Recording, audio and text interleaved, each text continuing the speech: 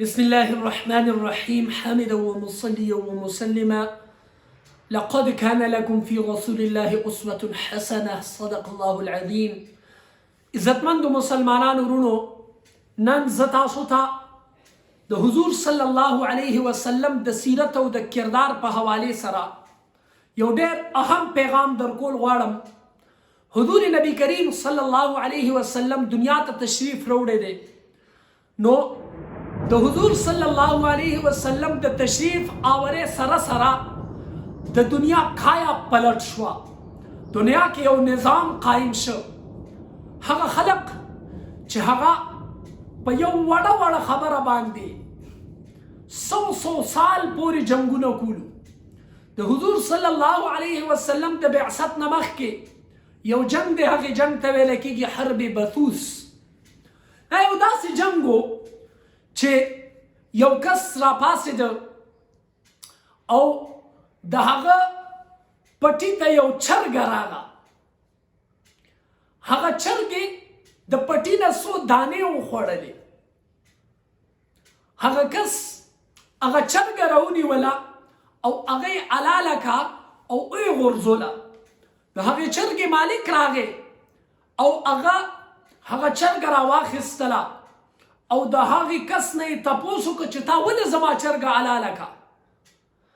هغه کم کس چې حلاله کړې وه د دې او د چرګې د مالک په منځ کې تو تو مې شروع شو تر دې پورې چې جنګ چړو شو. صرف په دې خبره باندې 40 سال پورې جنګ وشو. 40 سال پورې. دا د عربو حالتو، دا د عربو حالت زارو. په دغه وخت کې د حضور صلی الله علیه وسلم بعثت، حضور صلی الله علیه وسلم دنیا ته تشریف راوړه او د عربو زندگی بدله کړه. هغه خلق چې هغه به د چرګې په دانې باندې 40 کالو پورې دشمني او قتل او قتال کولو. هغه خلق چې خپلې لوړه به یې ژوندی په قبر کې خښولې. هغه خلق چې هغوی به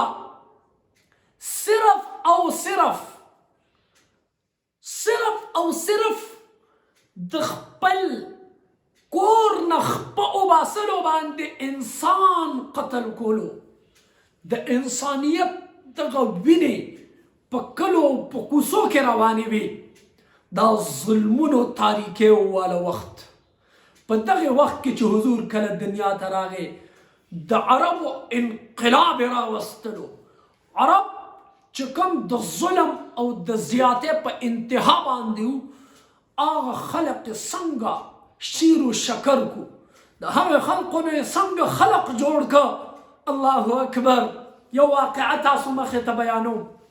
حضرت علی رضی الله تعالی عنه یو ځل یو یهودي د پیغمبر اسلام صلی الله علیه وسلم شان اقدس کی گستاخی والا جمله وی.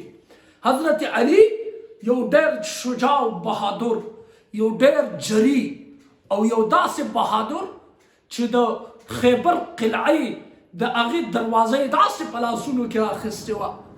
هغه علی رضی الله عنه د حضور صلی الله علیه وسلم دغه ګستاخانه جمله برداشت نه کړله او یهودي راټینګ که د ځمکې ته یې راوویسته او بره پې کېناسته. یهودي چې کله وکته چې ما سره د تېښتې لار نشته، نو حضرت علی رضی الله تعالی عنه ته یې په خولې باندې په مخ باندې توکاړې توک کې حضرت علی رضی الله عنه اکدم پرېښوده. خلقو تپوس وکړه چې دا څنګه چل دی. هغه کس چې کوم کس د ظلم او د جبر تاریخ جوړ که، هغه کس د حضور خلاف آواز اوچت که او تاسو د ځمکې ته راوویشتلو او ځمکې ته د راویشتو نه بعد هغه نوره ګستاخي وکړه چې تا ته یې په مخ باندې توکاړې توک کې تا پرېښوده. حضرت علی ورته په جواب کې وایي زما جګړه د حضور د شان دپاره وه، زما جګړه د اسلام دپاره وه، زما جګړه د اعلاء کلمت الله دپاره وه، زما جګړه د دین او د اسلام دپاره وه. چې کله د ما ته په مخ باندې توکاړي توکې زما او د جګړه ذاتي شوله، دې کې زما ذات شامل شو، ما ته غوسه راغلله، ما په خپلو حواسو باندې قابو نه شوم موندلی. د دې د وجې نه ما دې پرېښوده چې زه د ذات دپاره جګړه نشم کولی، زه د حضور د شان دپاره جګړه کولی شم. داسې خلق یې جوړ کړه د حضرات صحابه کرامو په شکل کې، داسې خلق یې د هغه خلقو نه جوړ کړه عزتمندو. نن د حضور صلی الله علیه وسلم د سیرت او د کردار هغه مجسم شکل صحابیان هغه د حضور د سیرت او د کردار نه جوړ شو. عزتمندو نن د حضور او د سیرت سره مونږ څه معامله کوو؟ د حضور د سیرت او د سنت سره نن مونږ څه کوو لګیا یو؟ قسم په خدای زما دا زړه شلیږي چې زه دا واقعه وکړم. زمونږه بله ورځ مې د ډېر اپر کلاس والا نه تپوس وکړ چې حضرت عایشه رضی الله عنها څوک ده؟ په 30 کسانو کې یو قسم دا جواب رانه که چې حضرت عایشه څوک ده.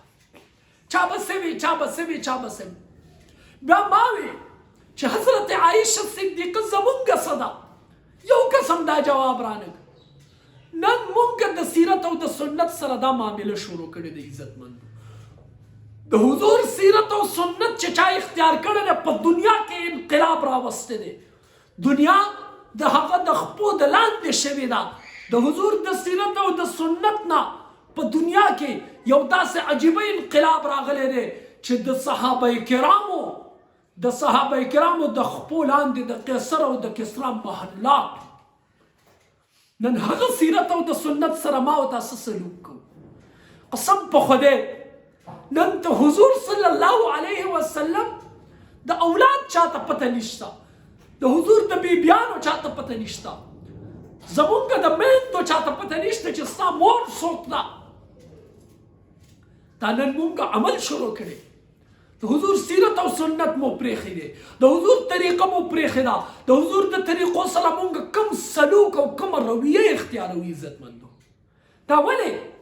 دا صرف او صرف د دې د وجې نه چې نن مونږ دنیا هغه دین ګرځولی دی او دین مو هغه نعوذ بالله د دنیا مقام ته رسولی ده.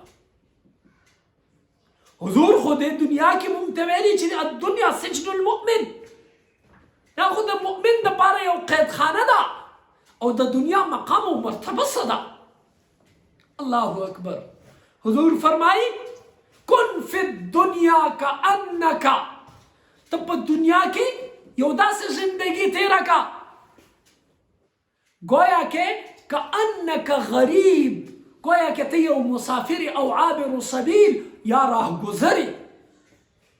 نن مونږ دنیا دپاره قسم په خدای مرګونه کو، قتلونه کو، ظلمونه کو، بے انصافي کو، جبر کو، د یو بل سره جګړې کو، د دنیا دپاره قسم په خدای د یو بل ګریبانونه مو نیولي دي او د دې مو دا حال دی چې د خپل پیغمبر سنت مونږ ته نه دی معلوم.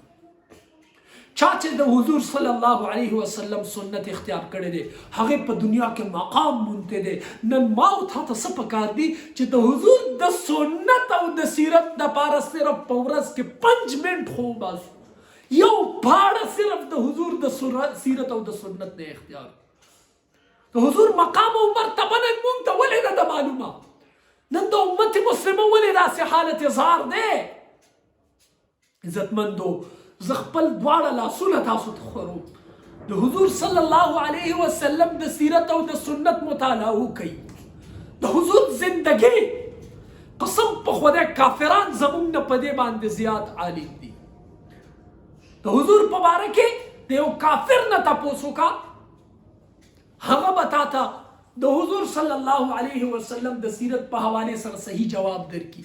یو مسلمان ته نن دا پته نشته چې د حضور نومونه کوم، د حضور اولاد څوک دی، د حضور سیرت او سنت به هغه څه بیان کړي.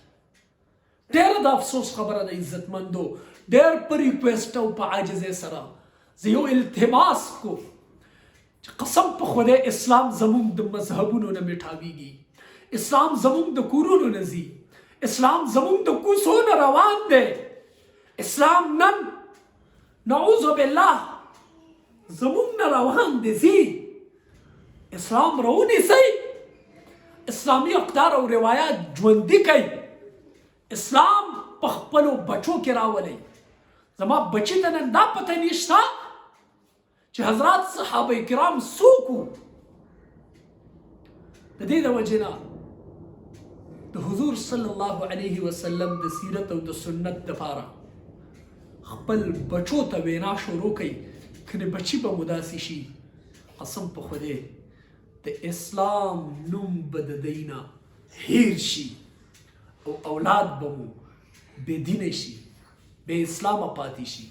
الله تعالی دې ټولو ته د هدایت لاره را روانه کړي.